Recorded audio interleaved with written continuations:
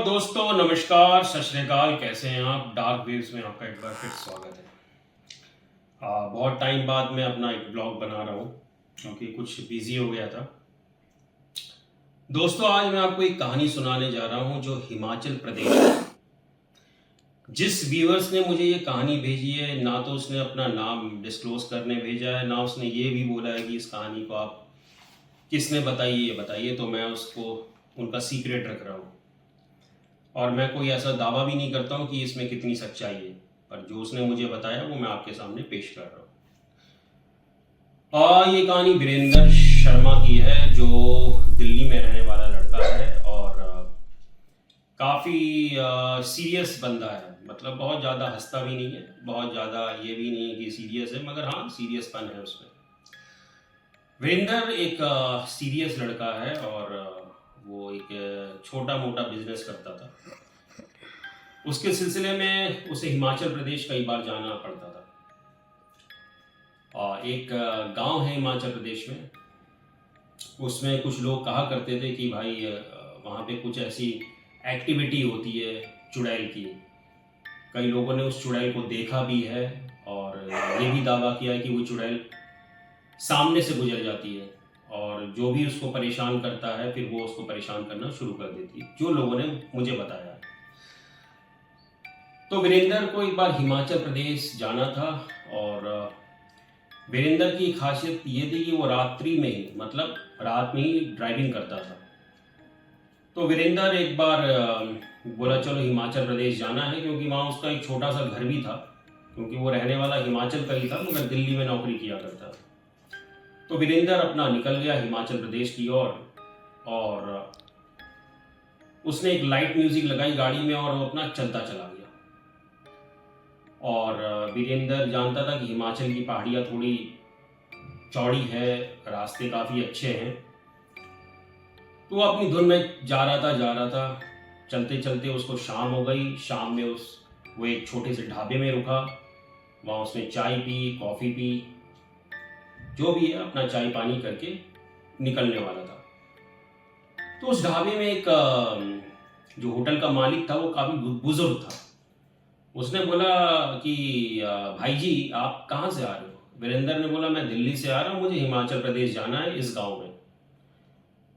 तो उसने बोला भाई जी अब रात के 10:30 बज गए हैं, मेरी बात मानो आप यहीं रुक जाओ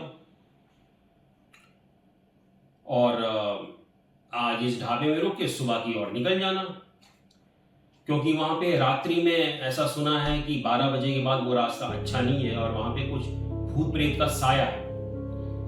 पहले तो वीरेंद्र ने उसकी खूब मजाक उड़ाई।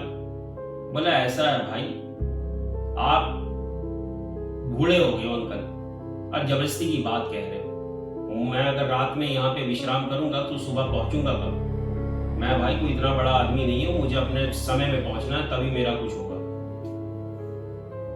बूढ़ा व्यक्ति बोला आपकी मर्जी है, जैसा आप चाहो। तो वीरेंद्र अपनी धुन में निकल गया। रात के 12 तो बज नहीं थे, क्योंकि पहाड़ी आप जानते हो समय लेती है, भले कितना भी कम रास्ता हो मगर वो समय लेती है पहाड़ी। वीरेंद्र चल पड़ा। गाड़ी चलाते चलाते उसको शौच लगा, मतलब टॉयलेट लगा, पेशाब लगा। कहीं रुकने के लिए उसने सोचा भाई पेशाब तो कर लूं।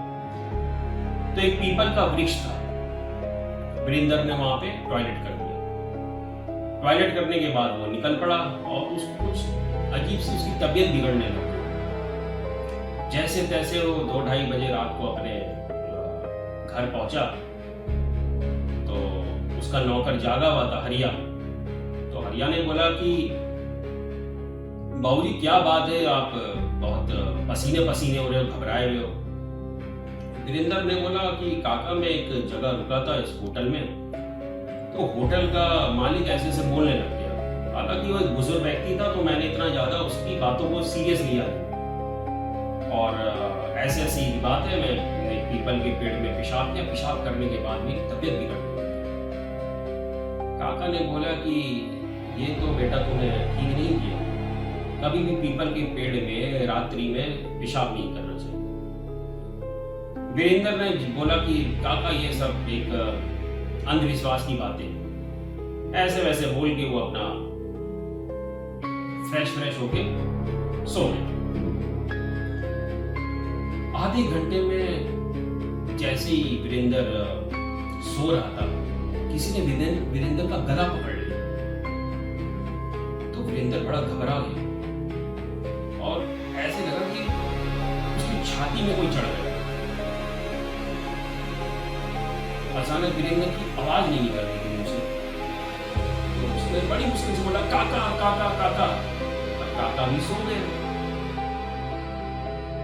वीरेंद्र ने कुछ श्री राम बोला, जो उसके मुंह से निकला वो उसने बोल दिया। तो कुछ ऐसा हुआ कि एक भारीपन उसके ऊपर से निकला। सुबह हो गई, पर वीरेंद्र जिस काम के लिए गया था वो काम में तो वो चला गया और उसने जो उसके व्यवसाय के पार्टनर थे उससे बातचीत भी की, मगर वीरेंद्र की तबीयत खराब होने लगी दिन में, और ऐसे लग रहा है जैसे उसके कान में कोई कुछ बोल रहा, वीरेंद्र वीरेंद्र वीरेंद्र, तू नहीं बचेगा, तू नहीं बचेगा। वीरेंद्र बहुत डर गया। वीरेंद्र ने काका से ये सब बात बता दी। जो उसका नौकर काका, उसने एक ही बात कही, नाम था उसका हरिया, मगर वो काका बोलता था कि बोला, बेटा तू वापसी में जा और मेरे साथ चल, मैं तेरे साथ वापस जाऊंगा और बस पकड़ लूंगा, तू अकेला नहीं जाएगा।